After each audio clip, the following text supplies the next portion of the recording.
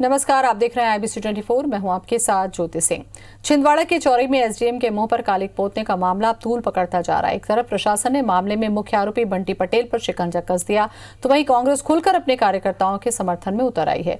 प्रशासन ने बंटी पटेल से जुड़े विभिन्न व्यावसायिक प्रतिष्ठानों पर कार्रवाई शुरू की है। बंटी पटेल के शाहपुरा गिट्टी क्रशर को सील कर दिया गया है, जबकि रेत खदान को लेकर भी प्रशासन ने उनके साथी को नोटिस जारी किया है। प्रशासन ने बंटी पटेल के शादी लॉन की भी नापजोख की है। साथ ही अन्य आरोपी पूर्व विधायक गंभीर सिंह चौधरी के पेट्रोल पंप को भी सील किया है। इधर कांग्रेस का कहना है कि उनके कार्यकर्ता बाढ़ पीड़ितों को न्याय दिलाने के लिए आंदोलन कर रहे थे। इस दौरान SDM के साथ जो हुआ वो निंदनीय है। कांग्रेस इसके पक्ष में नहीं है, लेकिन कांग्रेस ने यह भी कहा है कि प्रशासन ने जिस तरह बीजेपी सरकार के इशारे पर मुकदमा दर्ज किया है, ये दुर्भाग्यपूर्ण है। कांग्रेस ने मांग की है कि कांग्रेस नेता बंटी पटेल पर रासुका की कार्रवाई वापस होनी चाहिए। कांग्रेस ने 22 लोगों के खिलाफ दर्ज किए मामलों को भी एक तरफा कार्रवाई बताया है। बंटी के अलावा 21 लोगों के ऊपर जो से गलती हुई, इस बात से हम लोग सहमत हैं, लेकिन जो धाराएं बदले की भावना से एक्स्ट्रा धाराएं लगाई जा रही हैं। ये रासुका लगाने की इतनी बड़ी उसकी गलती नहीं है। जो उसने गलती की उसकी सजा उसको मिलनी चाहिए। वो जेल भी गया। विगत दिनों चौरे में घटी उस घटना का हम समर्थन नहीं करते। इस घटना के पश्चात जिस तरह से प्रशासन ने कार्रवाई किया, ऐसा प्रतीत होता है कि प्रशासन जो है भारतीय जनता पार्टी और सरकार के दबाव में ये कार्रवाई कर रही है और वो चाहती है कि कांग्रेस का मनोबल तोड़े। नितिन पटेल ठाकुर के नाम से पत्थर उत्खनन पट्टा स्वीकृत था, जिसे पूर्व में कारण बताओ नोटिस जारी किया गया था। उनके द्वारा कारण बताओ नोटिस का जवाब न दिए जाने के कारण पत्थर उत्खनन पट्टा निरस्त किया गया और उस क्रेशर मशीन जिस वह संबद्ध था उसे सील किया गया। मध्य प्रदेश में सोमवार को प्रशासनिक व्यवस्था चरमरा सकती है। वजह है राज्य प्रशासनिक सेवा के अफसरों के साथ ही प्रदेश के तहसीलदार, नायब तहसीलदार, RI और पटवारियों की हड़ताल। दरअसल छिंदवाड़ा के चौरई में SDM के साथ हुई घटना को लेकर राज्य प्रशासनिक सेवा के अधिकारियों ने बेमियादी हड़ताल का ऐलान किया था और शनिवार शाम से हड़ताल शुरू कर दी थी। अब इनके समर्थन में तहसीलदार और नायब तहसीलदारों ने हड़ताल का ऐलान कर दिया है। इधर RI और पटवारियों ने भी अफसरों की हड़ताल को समर्थन दिया है। ऐसे में माना जा रहा है कि यदि सोमवार सुबह तक हड़ताल वापस नहीं हुई तो सोमवार से पूरे प्रदेश में प्रशासनिक व्यवस्था ठप हो सकती है। इधर राज्य प्रशासनिक सेवा संघ का कहना है कि दोषियों के खिलाफ कड़ी कार्रवाई करने के साथ मजिस्ट्रेट पावर प्राप्त अफसरों को पर्याप्त पुलिस सुरक्षा मिलनी चाहिए। साथ ही ऐसे अफसरों को पुलिस की तरह वाहनों पर बत्ती लगाने की परमिशन दी जाए। ये मांग पूरी नहीं होने तक हड़ताल जारी रहेगी।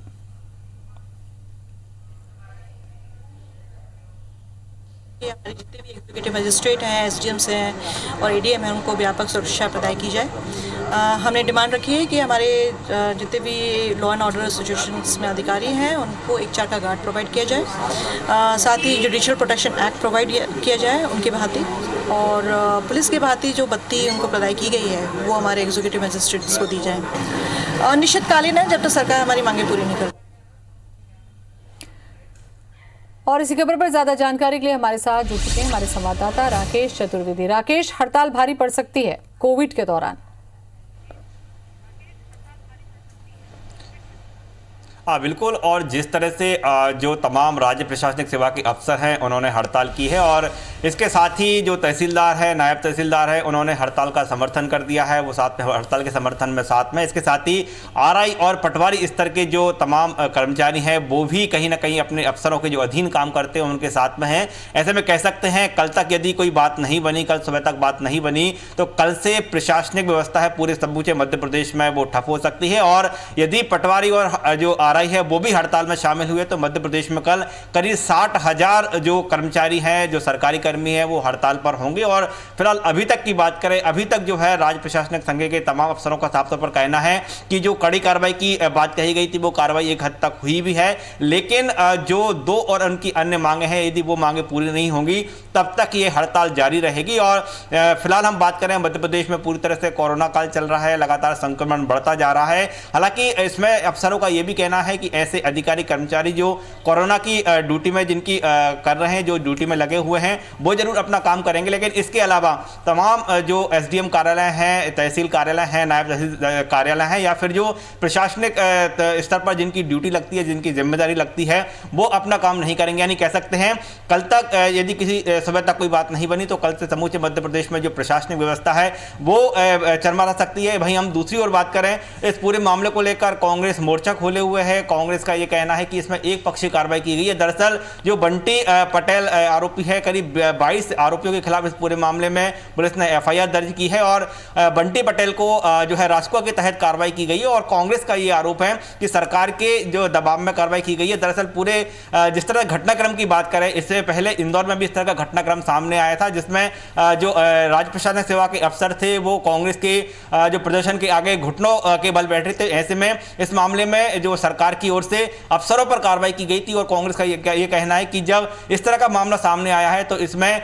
जो आंदोलनकारी हैं उनके खिलाफ कार्रवाई की गई है, जबकि जो है आंदोलनकारी है वो एक जायज मांग को लेकर धरना प्रदर्शन करने पहुंचे थे। तो फिलहाल हम इस मामले को बात करें तो कांग्रेस का ये जरूर कहना है कि जो कालिक है, कालिक को लेकर जो है जरूर कांग्रेस जो है उसका समर्थन में नहीं उठ रही है, लेकिन जिस तरह की कार्रवाई की गई, जो रासुका लगाई गई है, उसको लेकर जो है साफ तौर पर कह सकते हैं कि कांग्रेस ने पूरे मामले को लेकर कांग्रेस ने मोर्चा खोला है। फिलहाल ये जो मोर्चा है उसकी कार्रवाई की जानकारी भी दें, क्या कार्रवाई हुई उस पर? देखिए, बिल्कुल जो कार्रवाई हुई है वो मुख्य रूप से जो आंदोलन था उसमें कई कांग्रेस के नेता शामिल थे और जो बंटी पटेल जो कांग्रेस नेता है उसने जो एसडीएम है, एसडीएम के मुंह पर कालिक पोती थी। और जो जिस तरह से कल संघ ने हड़ताल का ऐलान किया था तो पुलिस ने 22 जो कांग्रेस नेता है उनके खिलाफ एफआईआर दर्ज की है, जिसमें बंटी चौहान जो कि मुख्य आरोपी है, जिसने कि कालिक पोतने का प्रयास किया था, जिसने कालिक पोती थी, उसके खिलाफ रासुका के तहत कार्रवाई की गई है। और कांग्रेस की जो आपत्ति है इसी बात को लेकर है कि कार्रवाई जरूर कर ले, लेकिन जो रासुका की कार्रवाई की गई है इसके जो है ये बड़ी कार्रवाई की गई है और ये कार्रवाई नहीं होना चाहिए। कांग्रेस ने ये पक्ष रखा है और कांग्रेस ने ये भी तर्क दिया है क्योंकि पहले भी इस तरह के मामले होते आए हैं और जब इस तरह के मामले सामने आते हैं तो एफआईआर जरूर दर्ज की जाती है, लेकिन जो रासुका के तहत कड़ी कार्रवाई की गई है ये नहीं होना चाहिए। हालांकि हम पूरे मामले की बात करें तो शुरुआत में यह कार्रवाई नहीं की गई थी, लेकिन जिस तरह से राज्य प्रशासनिक सेवा के अफसरों ने जो हड़ताल का ऐलान किया था वो कड़ी कार्रवाई की मांग की थी और संघ के दबाव सामने आने के बाद, उनके हड़ताल पर जाने के बाद ही ये रासुका की कार्रवाई की गई है। तो फिलहाल बंटी पटेल मामले की बात करें तो उसके खिलाफ रासुका की कार्रवाई की गई है और संघ ने इस बात का जो है धन्यवाद भी दिया है, लेकिन संघ का ये कहना है कि अन्य मामले भविष्य में नहीं हो, इसके लिए उनको सुरक्षा दी जाए। इसके साथ ही उनको कार पर लगाने के लिए बत्ती देने की जो है सरकार परमिशन जारी करी है। मुख्य रूप से दो मांगे फिलहाल है, लेकिन हम जिस तरह से संघ के दबाव में जो कार्रवाई हुई है उसको लेकर अब कांग्रेस सड़क पर है। कांग्रेस का कहना है कि रासुका की कार्रवाई नहीं होना चाहिए। फिलहाल बात करें मध्य प्रदेश में कांग्रेस की अपनी मांग है, लेकिन कल से जो एक विकट समस्या खड़ी हो सकती है मध्य प्रदेश में, कोरोना काल में जो बड़ी समस्या सामने आ सकती है वो है तमाम राज्य प्रशासनिक सेवा के अफसरों के साथ पटवारियों स्तर तक जो हड़ताल जो है अभी जो जारी है। यदि कल भी ये हड़ताल जारी रहती है तो समूचे मध्य प्रदेश में प्रशासनिक जो सेवा है, प्रशासनिक जो व्यवस्था है वो पूरी तरह से चरमरा सकती है। बिल्कुल राकेश, बहुत बहुत शुक्रिया आपका तमाम जानकारी देने के लिए। ग्वालियर के डबरा विधानसभा सीट पर उपचुनाव में समधी और समधन का मुकाबला होने जा रहा है। यहां कांग्रेस ने सुरेश राजे को अपना प्रत्याशी बनाया है, जबकि बीजेपी की ओर से मंत्री इमरती देवी का नाम तय है। हालांकि सुरेश राजे ने इमरती देवी से कोई भी रिश्तेदारी होने से इनकार किया। इतना ही नहीं, उन्होंने इमरती देवी पर भी निजी हमला बोला, जिस पर इमरती देवी ने भी पलटवार किया। हालांकि उन्होंने सुरेश राजे को अपना समधी बताया। बता दें कि सुरेश राजे और इमरती देवी के बीच पहले ही चुनावी मुकाबला हो चुका है, जिसमें सुरेश राजे की हार हुई थी। उस समय सुरेश राजे बीजेपी प्रत्याशी थे, जबकि इमरती देवी कांग्रेस प्रत्याशी।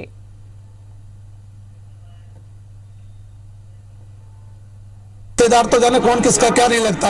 अब जहां तक रिश्तेदारी का सवाल है, कभी किसी हमारे पत्रकार बंधु ने उनसे ये प्रश्न नहीं किया कि आखिरकार उनके पतिदेव कौन है। जीवन में पति का अपना एक स्थान होता है। 10 साल के राजनीतिक जीवन में जब वो विधायक थी, 1.5 साल का ये राजनीतिक जीवन उनका मंत्री पद का रहा। कहीं कोई एक फोटो बता दें आप जो उनके पतिदेव के साथ दिखे आपको। फिर मैं अपनी पत्नी के साथ खिंचाया हो तो मैं व्हाट्सएप पर डाल दे, तो मैं देख लूंगी। लेकिन वो जिस बात से, जिस तरीके से इतनी हल्की बात और गंदी बातें करते हैं, वो राजनीतिक लोग नहीं होते हैं। वो लोग बहुत हल्की बुद्धि के होते हैं और नीचता की बात करते हैं। वो लोग कभी राजनीतिक बन ही नहीं सकते और वो इससे चुनाव लड़े हैं। आज तक कोई चुनाव जीते नहीं ना। मध्य प्रदेश में फसल बीमा के नाम पर सियासत तेज हो गई है। इसी मुद्दे पर अब पूर्व सीएम कमलनाथ ने ट्वीट कर शिवराज सरकार पर हमला बोला है। उन्होंने लिखा कि शिवराज सरकार किसानों के साथ मजाक कर रही है। किसानों को खराब फसलों का मुआवजा अब तक नहीं मिला है। किसानों को बीमा के नाम पर 1 और 2 रुपए मिल रहे हैं। दावे बड़े बड़े, समारोह बड़े बड़े, लेकिन वास्तविकता ये है। तो शिवराज सरकार कर रही है किसानों के साथ मजाक। कमलनाथ ने ट्वीट किया, शिवराज सरकार पर हमला बोला। खराब फसलों का मुआवजा अभी तक नहीं मिला है। फसल बीमा में किसानों को बीमा के 1 और 2 रुपए उनके खाते में मिल रहे हैं। तो दावे बड़े बड़े, समारोह बड़े बड़े, लेकिन जमीनी धरातल पर वास्तविकता ये है।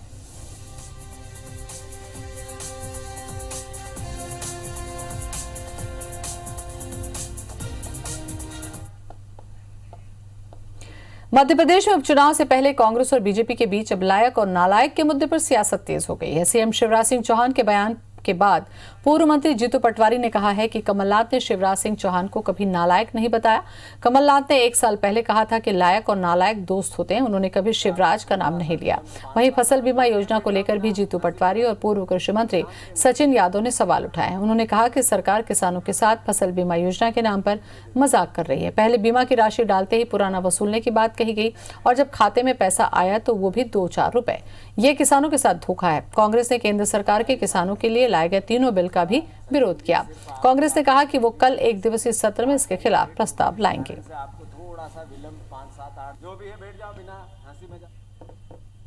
हम शिवराज सिंह चौहान से मांग करते हैं, हमारे प्रदेश के कृषि मंत्री उनसे मांग करते हैं, इस अध्यादेश को वापस लेना चाहिए। अगर ये अध्यादेश आप वापस कराते हैं तो हम आपका नागरिक अभिनंदन करेंगे, और अगर आप नहीं कराते तो हम समझेंगे आप किसानों के साथ नहीं है, उद्योगपतियों के साथ है और खेती को समाप्त करना चाहते हैं। इसकी लड़ाई सड़क पे भी होगी, सदन में भी होगी। ट्रांसफर करने से पहले ही सरकार एक आदेश निकालती है और उस आदेश में सरकार ये निर्देश देती है कि जो भी बीमा राशि किसानों के खाते में ट्रांसफर की जा रही है, उस बीमा राशि से जो किसान साथियों के ऊपर जो कर्ज है, उस कर्ज की वसूली जो है उस बीमे की राशि से की जाए। मध्य प्रदेश में उपचुनाव से पहले कंप्यूटर बाबा एक बार फिर से राजनीतिक यात्रा पर निकलने वाले हैं। कंप्यूटर बाबा ने ऐलान किया है कि मध्य प्रदेश में उपचुनाव वाली सीटों पर लोकतंत्र बचाओ यात्रा निकालेंगे। मंदसौर के सुवासरा से 22 सितंबर को शुरू होने वाली यात्रा का समापन मुरैना जिले की जौरा विधानसभा सीट से होगा। उनके मुताबिक कांग्रेस छोड़ बीजेपी में शामिल हुए 25 पूर्व विधायकों के खिलाफ ये यात्रा होगी। हालांकि कंप्यूटर बाबा इस यात्रा को राजनीतिक यात्रा नहीं मानते। उनका कहना है कि यात्रा में केवल साधु संत शामिल होंगे।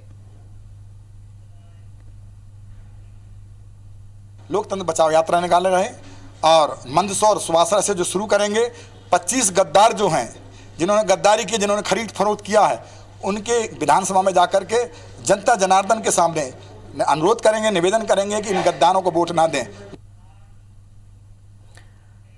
देश में अलग से सिंध प्रांत का मामला गर्मा गया है। इस मामले में सांसद शंकर लालवानी ने सफाई देते हुए अपने एक वीडियो में छेड़छाड़ कर गलत प्रस्तुत करने की बात कही है। तो वहीं कांग्रेस ने अब शंकर लालवानी की सिंधी समाज के लिए अलग से राज्य बनाने की मांग को लेकर उन पर देशद्रोह का मुकदमा दर्ज करने की मांग की है और प्रधानमंत्री से कार्रवाई करने की गुहार लगाई है। दरअसल कुछ दिन पहले सांसद लालवानी का एक वीडियो जारी हुआ जिसमें पहली बार किसी सांसद ने संसद में सिंधी भाषा में अपनी बात रखी।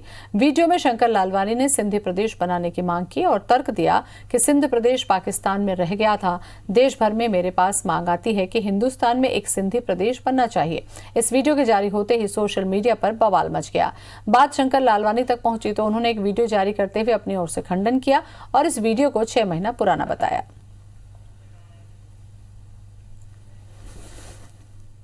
मैं कभी भी इस पक्षधर नहीं हूं कि कोई जाति धर्म के आधार पर राज्य बनना चाहिए। मैं तो उस शहर का निवासी हूँ जहाँ साझा संस्कृति थी, हम सब मिलकर काम करते हैं। तो मैं अलग राज्य की मांग का खंडन करता हूँ। संसद में सिंधी में बोला उसका तो स्वागत है, पर उसके साथ जो उन्होंने मांग करी कि सिंधी राज्य की स्थापना की जाए देश में, वो अपने आप में वो ऐसी मांग है कि वो देशद्रोह के दायरे में आता है। इस पूरे मामले को लेके पीएम को भी शिकायत की गई है। भोपाल के मिंटो हॉल में आयोजित महिला स्वसहायता समूहों के कार्यक्रम में मुख्यमंत्री शिवराज सिंह चौहान ने ऐलान किया है कि महिला स्वसहायता समूहों के उत्पाद की ब्रांडिंग और मार्केटिंग के लिए राज्य स्तरीय विपणन महासंघ बनाया जाएगा। विश्व स्तरीय शोध के लिए राज्य आजीविका संस्थान बनेगा। सरकारी खरीद में महिला स्वसहायता समूह के उत्पाद को प्राथमिकता देने के लिए नीति बनाई जाएगी। सीएम शिवराज सिंह ने कहा कि स्कूलों में यूनिफॉर्म महिला स्वसहायता समूह की बहनें बनाएंगी और कपड़ा समूह खुद खरीदेगा। आंगनबाड़ियों में पूरक पोषण आहार की आपूर्ति महिला स्वसहायता समूह के महासंघ के माध्यम से होगी। अगले 3 साल में 33 लाख महिलाओं को स्वसहायता समूह से जोड़ा जाएगा। इस साल 1400 करोड़ रुपए का ऋण बैंकों से समूह को दिलाया जाएगा। सीएम ने कार्यक्रम के दौरान महिला स्वसहायता समूह को 164 करोड़ रुपए का ऋण वितरण किया। सीएम ने वीडियो कॉन्फ्रेंसिंग से देवास, दमोह और शिवपुरी के महिला स्वसहायता समूह से संवाद भी किया। बहनों के स्वसहायता समूह लोकल आवश्यकताओं की पूर्ति के लिए अलग अलग चीजें बना रहे हैं। सैनिटाइजर, मास्क, पीपीई किट हमारी बहनें बड़ी कुशलता के साथ कर रही है। महिला सशक्तिकरण के बिना प्रदेश सशक्त नहीं हो सकता, इसलिए राज्य सरकार ने फैसला किया है कि इन महिला स्व सहायता समूहों को हर संभव सहयोग किया जाएगा।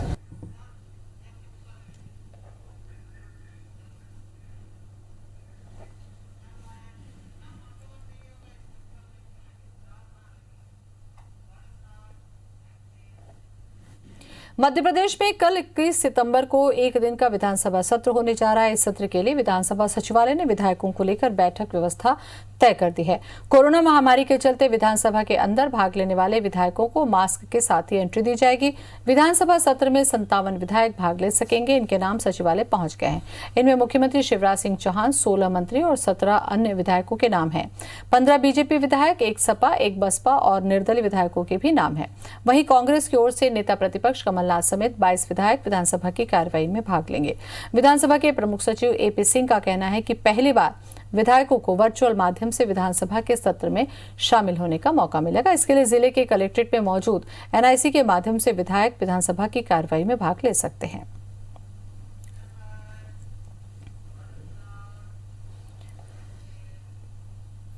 मध्य प्रदेश में 6 महीने बाद कल से सरकारी और निजी आंशिक रूप से खुलने जा रहे हैं। हालांकि कक्षाएं नहीं लगेंगी, लेकिन 9वीं से 12वीं तक के स्टूडेंट्स परिजनों की अनुमति से थोड़े समय के लिए पढ़ने स्कूल आ सकेंगे। शिक्षकों को अब स्कूल नियमित रूप से आना होगा। अभी शिक्षक घर से बच्चों को ऑनलाइन पढ़ा रहे थे, अब उन्हें स्कूल आने की अनिवार्यता कर दी गई है। प्रदेश में नर्सरी से लेकर कक्षा 8वीं तक के स्कूल पूरी तरह बंद है। अब तक इनके शिक्षकों को स्कूल आने की अनुमति नहीं थी, लेकिन नए आदेश में 21 सितंबर से सभी शिक्षकों को स्कूल आना अनिवार्य है। ऐसे में ऑनलाइन क्लास अब स्कूलों से होंगी। इधर कोरोना संक्रमण से बचाव के लिए स्कूलों को स्वास्थ्य विभाग की एसओपी यानी कि स्टैंडर्ड ऑपरेटिंग प्रोसीजर का सख्ती से पालन करना होगा। इस संबंध में शासन ने आदेश जारी कर दिया है। सभी को 6 फीट की दूरी, मास्क का इस्तेमाल, बार-बार साबुन से हाथ धोना और सैनिटाइज करना जैसे नियमों का पालन करना होगा। क्लास के पहले और बाद में डिसइंफेक्शन करना जरूरी होगा। स्कूल में केवल कोरोना नेगेटिव लोगों को ही एंट्री मिलेगी, बाहरी लोग प्रवेश नहीं कर पाएंगे। कंटेनमेंट जोन में स्कूल खोलने की अनुमति नहीं है। कंटेनमेंट जोन में रहने वाले स्टूडेंट्स और टीचर्स भी स्कूल नहीं आ सकेंगे।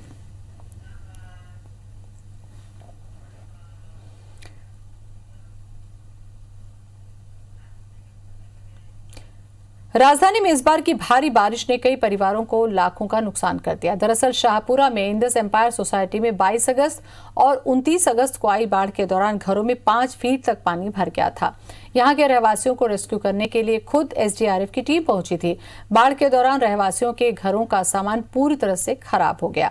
इस कॉलोनी में रह रहे रहवासियों का कहना है कि 16 साल से ज्यादा का समय हो गया यहां रहते हुए, लेकिन कभी इस तरह की जलभराव की समस्या नहीं हुई। रहवासियों ने बताया कि सोसाइटी के सामने एक नई सोसाइटी का गलत तरीके से निर्माण हो रहा है, जिसके कारण पानी की निकासी का रास्ता बंद हो गया और यही वजह है कि सोसाइटी में जल भरा हुआ। अपनी इस परेशानी को लेकर सोसाइटी के लोगों ने सरकार से लेकर प्रशासन तक गुहार लगाई, लेकिन हैरानी की बात है कि अभी तक उनकी समस्या का निराकरण करने के लिए कोई पहल नहीं की गई। इसके बनने के बाद से ये पानी रुकना शुरू हुआ है। पिछले 16 साल से कभी यहाँ पानी का भराव नहीं हुआ था। जब से ये एड्रेस वालों ने जो भराव किया है उसी के बाद से पानी भरना शुरू हुआ है। काफ़ी ज़्यादा पानी भरा था, घर में 5-5, 6-6 फीट पानी भरा था। सभी सामान घर का खराब हो चुका है। और इसी के साथ खबरों में फिलहाल इतना ही। नमस्कार।